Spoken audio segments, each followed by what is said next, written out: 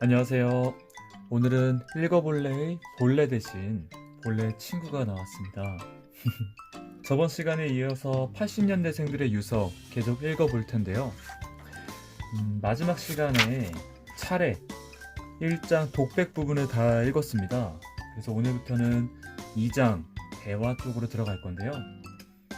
여기는 앞에서도 말했지만 80년대생들의 14명의 인터뷰와 자필로 쓴 유서가 담겨져 있습니다. 인터뷰이기 때문에 조금 더 대화 형식으로 많이 구성이 되어 있어요. 조금 더 정말 누군가를 인터뷰하는 느낌? 그런 식으로 읽을 수 있었고 14가지 이야기를 다 읽을 수는 없어서 마지막 장에 있는 14번 디자이너 훌라 하와이 훌라 하와이에서 훌라를 배운 내용일까요? 한번 좀 보고 싶은데 자 가볼게요. 짜잔. 사실 미리 엽서를 표현했지요. 여기는 그림이 보이시나요? 꽃이 그려져 있어요. 이런 깔끔한 그림이라서 더 좋은 것 같아요. 14번에는 과연 어떤 인터뷰 내용이 있는지 한번 볼까요? 죽고 싶다는 생각보다는 사람은 언제든 죽을 수 있다는 생각 말이에요. 인생이 내가 계획한 대로 되는 게 아니잖아요. 계획했다고 해도 언제든 내 삶이 끝날 수 있잖아요. 그런 생각이 항상 있는 것 같아요. 그래서 죽음에 대해서 자주 안 좋은 쪽으로 생각한다기보다는 언제든 죽을 수 있는 삶이기 때문에 후회 없이 살아야겠다는 생각을 자주 해요. 사회생활은 어떻게 시작했어요? 디자인과를 졸업하고 취업해서 1년 정도 그래픽 디자이너로 일했어요. 주 업무는 CI 디자인부터 매장에 들어가는 사인, 메뉴판, 포스터 같은 것들을 드는 일이었어요. 1년 정도 다니다가 주변 친구들과 창업 이야기가 나오면서 자연스럽게 퇴사를 결정하게 됐어요. 친구들과 일하면서 훌라를 취미로 시작했다가 지금은 훌라가 메인이 되었어요. 훌라 얘기 나올 줄 알았다. 네, 여기 벌써 시작부터 나오네요. 친구들과 창업은 어땠어요? 힘든 점도 있었지만 그때 고작 20대 후반이었는데 나이가 들어가는데 이렇게 일을 저질러도 되나 싶은 생각이 들었어요. 정말 0에서부터 시작했으니까 경제적으로는 힘들었어요. 첫 달에는 월급을 15만 원씩 가져갔었나? 그랬어요. 젊었으니까 가능했던 것 같아요. 경제적으로는 힘들기도 했지만 다시 돌아보면 즐겁게 했던 것 같아요. 그 친구들과 다시 몸과 같이 일하기는 힘들겠지만 뭔가 솔직한데요? 같이 일하기는 힘들겠지만 그 경험을 통해서 각자 챙긴 건 많은 것 같아요. 지금 자기가 하는 일에서도 거기서 배운 걸 활용하는 게 많거든요. 지금 저는 디자인과는 굉장히 다른 훌라를 하고 있지만 이 일을 할 수 있었던 게 관련 없다고 생각했던 일들이 여기까지 올 수 있도록 길을 만들어 줬거든요. 예를 들어 궁금합니다. 예를 들어 제가 티셔츠 그래픽을 주로 많이 했었어요. 제가 하와이에 훌라를 배우러 가고 싶어서 현지에 있는 회사를 알아봤었거든요. 관광 상품을 만드는 회사였는데 의류도 밀고 싶었던 거예요. 그래서 그 회사에서 관광 상품과 의류 디자인을 하면서 훌라도 배울 수 있었어요. 그래서 뭔가 관련 없는 일 같았는데 살다 보니 쓸모가 있었던 일이 된 거죠. 마치 이렇게 동떨어져 있었는데 나중에 합쳐져서 완전 새로운 루트가 하나 만들어졌다. 이런 거겠죠? 음, 맞아. 되게 가끔 살다 보면 뭐 예전에 배웠던 것들이 갑자기 지금 하는 일에 되게 도움이 된다든지 하는 경우가 있는 것 같아요. 역시 사람은 배워야 할까요? 훌라를 하게 된 계기는요. 자, 한번 봅시다. 훌라. 사실 초등학교 때부터 춤을 항상 좋아했고 계속 추긴 했는데 어렸을 때부터 통통해서 제가 자신감이 없었어요. 저 자신에 대해서 잘 몰랐던 것 같아요. 대학교에 와서는 기회가 될 때 춤을 추긴 했는데 재능이 있다고는 생각 안 했던 것 같아요. 대학교 3학년 때쯤 인생에 대한 고민이 많을 때쯤 디자인 말고 뭐 하고 싶은 거 없는지에 대한 고민을 해본 적이 있었어요. 제가 어렸을 때 4년 정도 베트남에서 살면서 외국인 학교에 다니면서 뮤지컬 오즈의 마법사에 참여해 본 적이 있어요. 그때를 떠올려 보면 뭔가 좋았어요. 다시 뮤지컬을 하는 기회를 마련해 보고 싶어서 뮤지컬 학원을 찾아갔어요. 발표회를 보고 너무 해보고 싶어서 1년 정도 뮤지컬 학원에 다녔어요.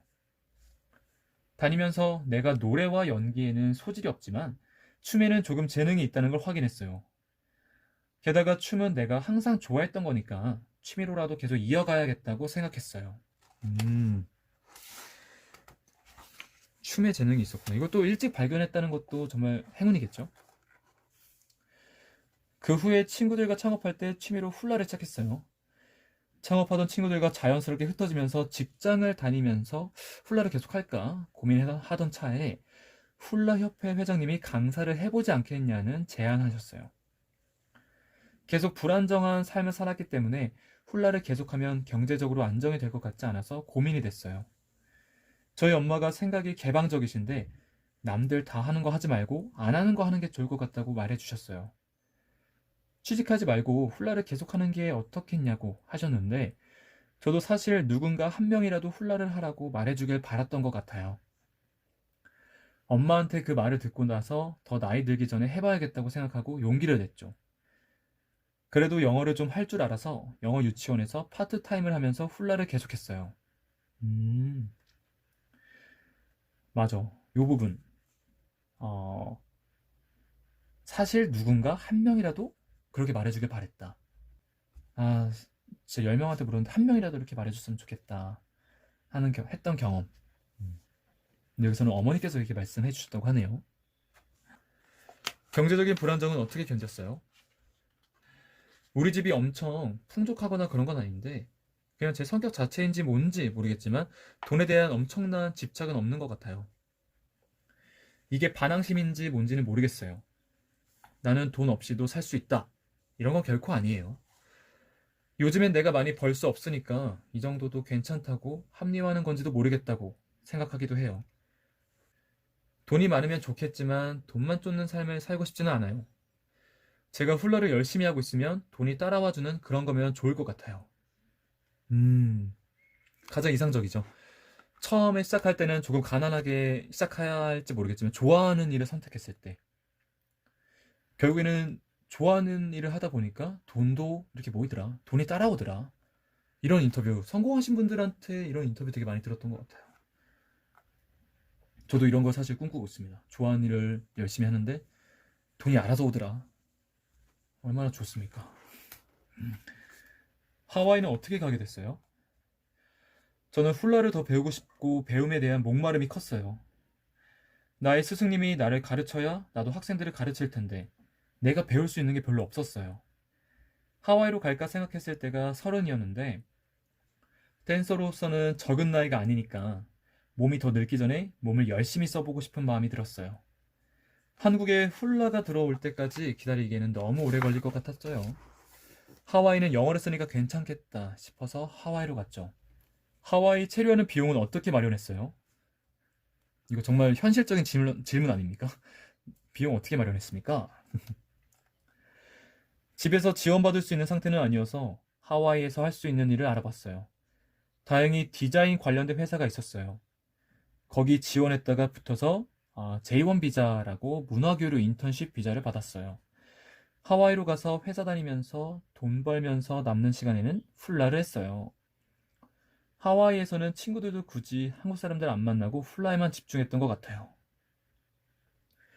여러분, 여기서 포인트는 도전, 뭐 이런 걸 수도 있지만 영어를 좀 할 줄 아셔야 됩니다. 영어를 아까 좀 하신다 그랬잖아요. 베트남에서 4년 정도 체류했던 기억이 있기 때문에, 경험이 있기 때문에 영어를 해야 다양한 경험, 다양한 기회를 얻을 수 있다. 오케이? 하와이의 훌라는 어때요? 한국이랑은 너무 다르죠. 훌라 자체가 고도의 종합예술이에요. 간단하게 설명하자면 훌라 학교인 할라우가 있는데 학교마다 쿠모가 있어요. 음, 할라우, 쿠모. 음, 쿠모는 종합예술인 마스터 같은 거예요. 뭐 좀 잘하는 사람을 말하는 것 같습니다. 춤뿐만 아니라 훌라 의상에 들어가는 각종 장식과 의상도 만들 줄 알고 하와이어로 이야기를 전달하는 것도 할 줄 알고 악기도 다 할 줄 알아요. 그 쿠모 밑에 수제자가 있고 또 그 밑에 학생들이 있어요. 훌라를 배운다는 게 춤을 배운다는 의미를 넘어서 훌라 문화의 전통을 계승한다는 거에 가까워요. 오, 그러니까 뭔가 이렇게 댄스 기념은 아닌 거겠네요. 그러니까 댄스로 이렇게 한정되는 개념이 아니라 굉장히 넓게 어떻게 보면 하와이의 그런 문화, 전통적인 춤 그런 것들까지 같이 배우고 익히고 하는 것 같습니다. 이렇게 배워야 조금 더 와닿고 더 오래 배울 수 있는 뭔가 사명감? 뭔가 내가 나만이 할 수 있는 거다 이런 생각이 드는 것 같습니다. 그래서 훌라 학교에 들어갈 거면 나랑 잘 맞는 선생님을 알아보고 그 선생님 밑에서 쭉 배우는 게 제일 좋아요. 사실 한국은 대중화가 되려면 아직 멀었어요. 일본은 거의 동네에 훌라 교습소가 하나씩 있을 정도예요. 이 정도로 인기가 많나? 우리나라로 치면 요가, 필라테스처럼 대중적으로 보급되었다고 생각하면 돼요. 하와이 사람들 초청해서 배우는 워크숍도 많고요. 단순한 춤이라기보다는 훌라는 삶이라는 말을 하와이에 가서 느꼈어요. 예를 들어서 엄마가 훌라를 시작하면 자녀들도 훌라를 배우게 되고 공예, 원담 염색이라든지 이런 걸 아빠가 돕다 보면 온 가족이 자연스럽게 훌라를 중심으로 삶이 돌아가더라고요. 모두가 그런 것은 아니지만 하와이에서 그런 삶을 사는 사람들을 많이 봤어요. 훌라는 어떤 점이 힘드나요? 보기에는 그냥 느리고 온화하고 쉬운 춤 같아 보이지만 체력적으로 무척 힘들어요.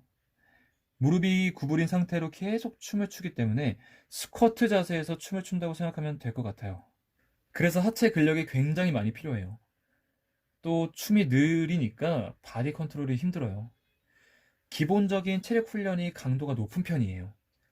어려운 기술 중에서도 무릎을 꿇고 몸을 뒤로 완전히 젖혔다가 다시 올라오는 자세 같은 게 있어요. 겉으로는 평화롭고 우아해 보이지만 자세 자체가 고통스러운 게 많아요. 발레도 사람들이 봤을 때는 동작을 쉽게 하는 것 같지만 아무렇지 않게 하기 위해서는 눈물의 트레이닝이 있는 것처럼 훌라도 다 똑같아요. 포기하고 싶었던 적도 있었나요? 학교마다 다른데 제가 있었던 곳은 하드 트레이닝으로 유명한 곳이었거든요. 강한 댄서를 키우는 거로 유명한데 거기에 제가 제 발로 들어갔고 대회에도 같이 나가게 된 거였어요. 근데 제가 힘들다고 못하겠다고 하는 건 선생님이 봤을 때는 너는 여기까지구나.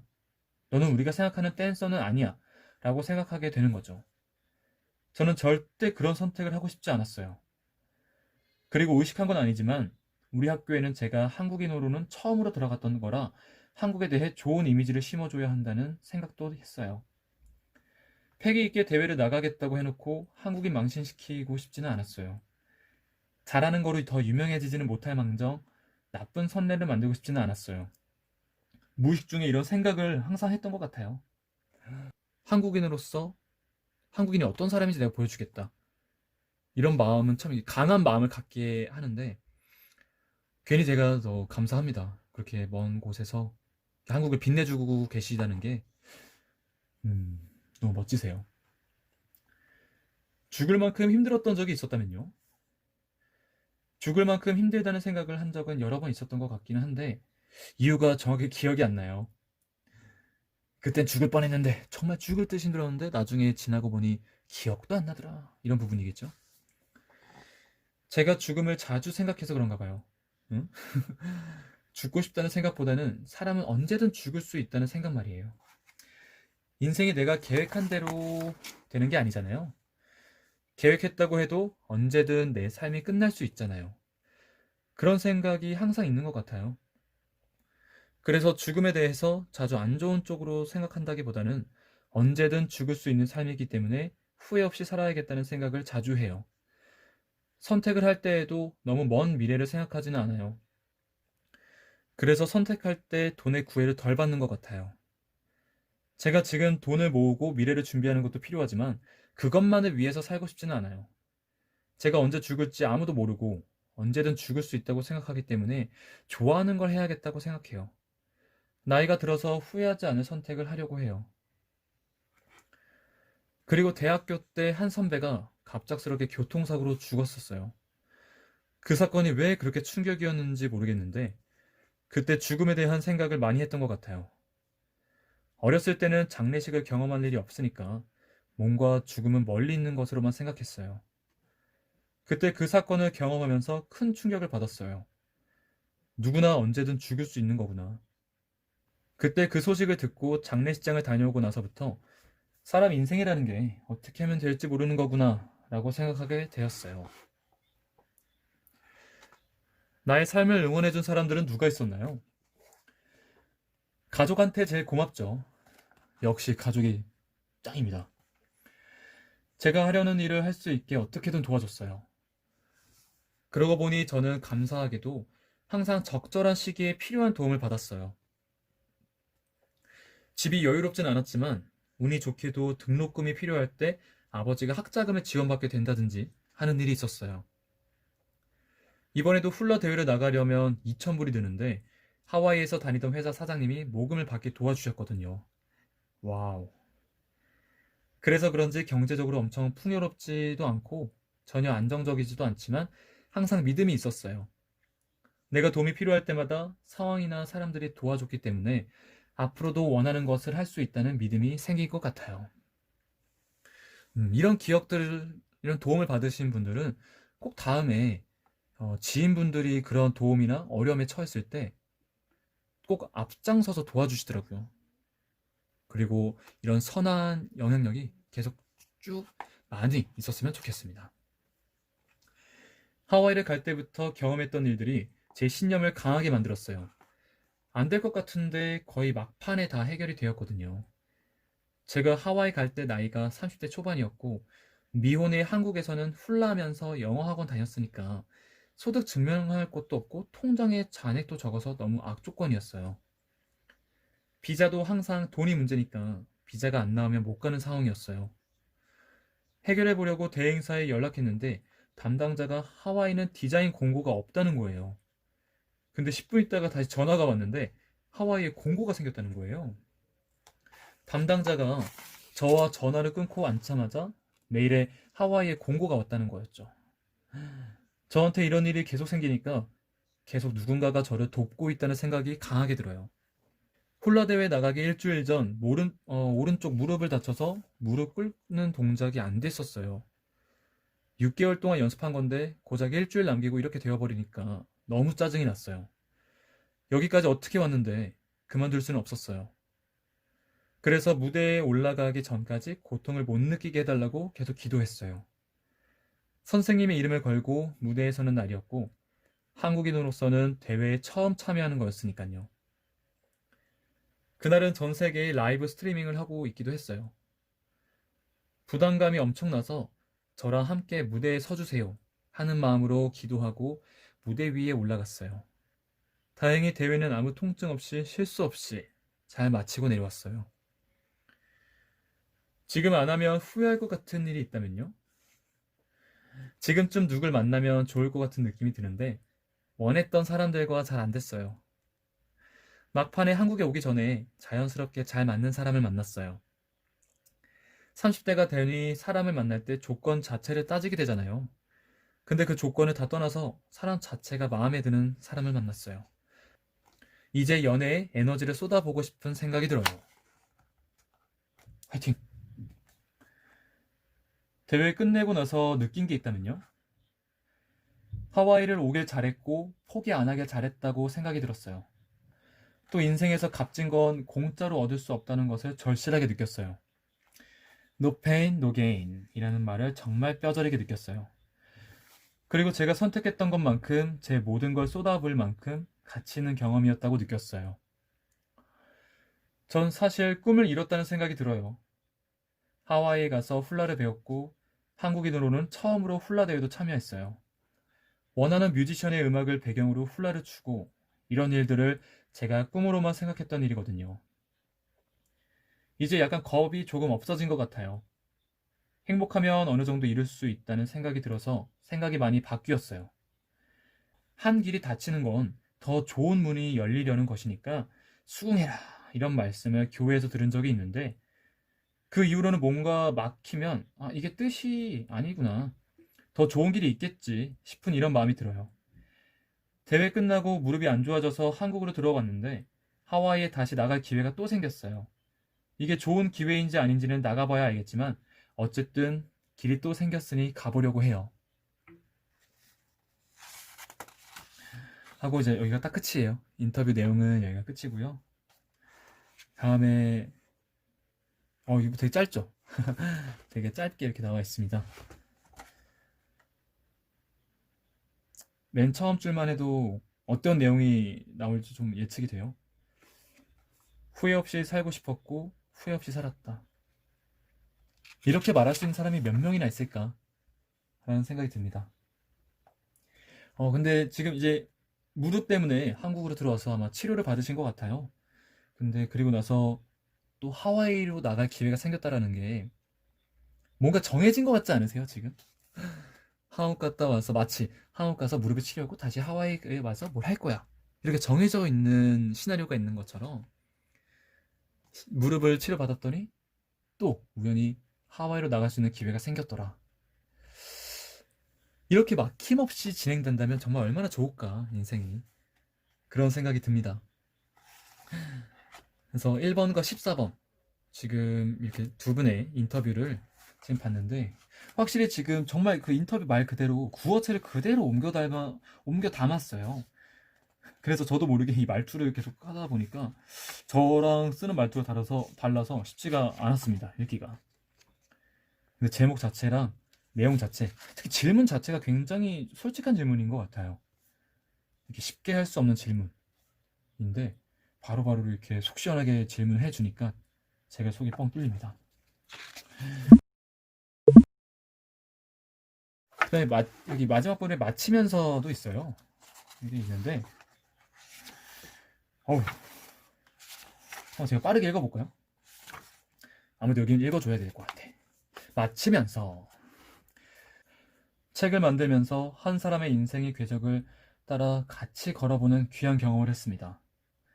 어떤 삶이든 고난은 있다는 것, 그 고난 속에서도 포기하지 않고 살아가고 있는 사람들이 모여 이 사회를 지탱하고 있다는 것에 대해 오래 생각하게 됩니다. 때때로 삶에 찾아오는 고난이 때론 선물일 수 있다고 감히 생각해 봅니다. 인터뷰를 하고 나서 제일 많이 들었던 이야기가 누가 내 이야기를 들어준 것만으로도 엄청난 위로가 되었다는 말이었습니다. 단지 그 사람에 관한 질문을 건네고 들어주었을 뿐인데 잠시나마 야매 상담소의 역할을 한 것 같기도 합니다. 참여자들에게 자기 안의 부정적인 생각을 털어버리고 위로받는 시간이 되었기를 바랍니다. 처음 인터뷰를 진행하고 책이 나오기까지 약 1년이 걸렸습니다. 책을 만들면서 가장 망설이게 만들었던 점은 정말 힘든 사람들 근처에는 닿지도 못한 것이 아닌가 하는 생각이 들어서였습니다. 어떤 사람들은 사고로 갑자기 장애가 생겼다든지 범죄의 희생양이 되었다든지 어떤 사건으로 인해 삶이 송두리째 바뀌기도 하니까요. 그런 생각 때문에 녹취록을 원고로 옮기면서는 솔직하게 이 정도는 다들 가진 흔한 문제 아닌가? 하는 건방진 생각이 떠오르기도 했습니다. 아차 싶었어요. 저는 타인의 고통을 평가하고 비교하는 실수를 할 뻔했습니다. 각자의 인생의 짐에 공감했다가도 그동안 제가 당해온 평가와 충고를 반복하려 했습니다. 이 정도는 당연히 버텨야 하는 거 아닌가? 하는 식으로 상대를 일반화해서 평가하려는 마음이 불쑥불쑥 튀어올라 책 만드는 것을 머뭇거리기도 했습니다. 그때 정혜신 신경정신과 선생님의 책 당신이 옳다를 읽고 큰 도움을 받았습니다. 나와 상대에게 생채기를 냈던 말들이 충고, 조언, 평가, 판단하려 하는 말에서 시작된다는 것을 알게 되었습니다. 누군가 고통과 상처, 갈등을 이야기할 때는 충고나 조언, 평가나 판단을 하지 말아야 한다. 그래야 비로소 대화가 된다. 불행하게도 우리 일상의 어느 대부분은 충조평판이다. 충조평판이 무슨 얘기인가 봤더니 이제 충고, 평가 이런 거를 말하는 것 같습니다. 그런 생각은 잊어. 너한테 좋을 거 하나도 없어. 그럴수록 네가 더 열심히 하고 배우려는 자세를 가져야지. 긍정적으로 마음을 좀 먹어봐. 이런 충조들 그리고 그건 너를 너무 사랑해서 한 말일 거야. 네가 너무 예민해서 그런 거 아니니? 남자는 다 거기서 거기야. 별다른 사람 있는 줄 아니? 이런 충도 평판을 하면 그 존재 자체를 볼 수 없다는 말이었습니다. 그래서 저도 제 주변 사람들에게 이렇게 묻고자 합니다. 요새 마음이 어때? 책에서 배웠듯 그 사람의 조건과 환경, 이를테면 일, 승진, 취미, 가족보다는 존재 자체에 대한 질문을 건네려고 합니다. 부디 이 글을 읽은 분들도 타인을 평가하려 하지 말고 존재에 공감해 주시기를 바랍니다. 주변에 힘들어 보이는 사람이 있다면 마음이 어떤지 물어보고 가만히 귀 기울여 주세요. 더불어 제가 힘든 시기를 보낼 때 안부를 묻고 곁에 있어줬던 가족들과 친구들에게 고맙다고 말하고 싶습니다. 떠날 수 없게 만드는 사람들이 있어 멈췄던 발을 뗄 수 있었습니다. 크고 작은 워크숍에서 자신의 목소리를 내는 독립출판 창작자들에게도 감사의 마음을 전합니다. 덕분에 영감과 용기를 얻어 한 발 더 나아갈 수 있었습니다. 제가 용기 내서 뗀 발걸음이 또 다른 이에게 위로와 용기를 줄 수 있다면 더없이 좋을 것 같습니다.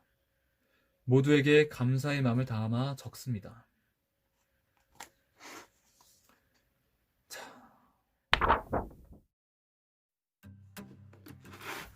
어떠셨나요? 그리고 여러분들께서는 지금 인터뷰를 들으면서 어떤 마음이 드셨어요? 80년대생들의 유서라서 그런지 사실 저도 이 안에 포함되는 그런 거라 남 얘기 같지 않아요. 뭔가 내 이야기를, 내 마음을 누군가가 대신 말해주는 게 아닐까? 내가 그렇게 고민하던 단어를 이 사람이 이렇게 골라서 말해줬네. 내 입장을 말해줬네. 고맙고 무엇보다 그 질문을 해준 작가님에게 참 감사함이 드는 그런 마음이 들어요. 그런 마음이 듭니다. 네, 80년대생들의 유서 이렇게 1장, 2장 이렇게 읽어봤고요. 한번 정말 정독을 해봐야 될 것 같은 생각이 들어요. 네, 그러면 읽어볼래 80년대생들의 유서는 여기까지 하고요. 다음 시간에 또 좋은 책, 여러분들이 보고 싶어하는 책으로 다시 찾아뵙도록 하겠습니다. 감사합니다.